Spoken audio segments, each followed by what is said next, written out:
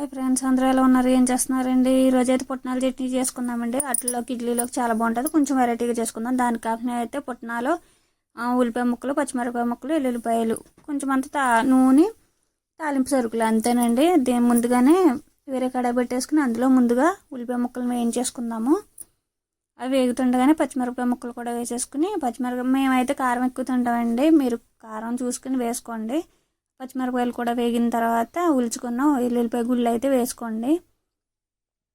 చూసారు కదా, చూపించినట్టు ఉల్లిపాయ, పచ్చిమిరపకాయ, ఎల్లుల్లిపాయలు బాగా వేగిపోయిన తర్వాత స్టవ్ ఆఫ్ చేసుకుని చల్లారి పెట్టేసుకోండి. చల్లారిపోయిన తర్వాత మిక్సీ జార్ తీసుకుని అందులో ఇవన్నీ వేసుకుని కొంచెం అంత జీలకర్ర, కొద్దిగా చింతపండు కూడా వేసుకుని మిక్సీ పట్టేసుకుందాం. పుట్నాలు కూడా వేసేసుకోండి. పుట్నాలు అయితే వేపుకోవాల్సిన అవసరం లేదు. ఇంక ఇలా మిక్సీ పెట్టేసుకున్నారు కదా, ఇది అయితే అట్లలోకి గట్ట బాగుంటుంది. ఇడ్లీ అని ఏదైనా బాగుంటుందండి. నేనైతే దోశలోకి ప్రిపేర్ చేశాను. నచ్చితే లైక్ అండ్ సబ్స్క్రైబ్.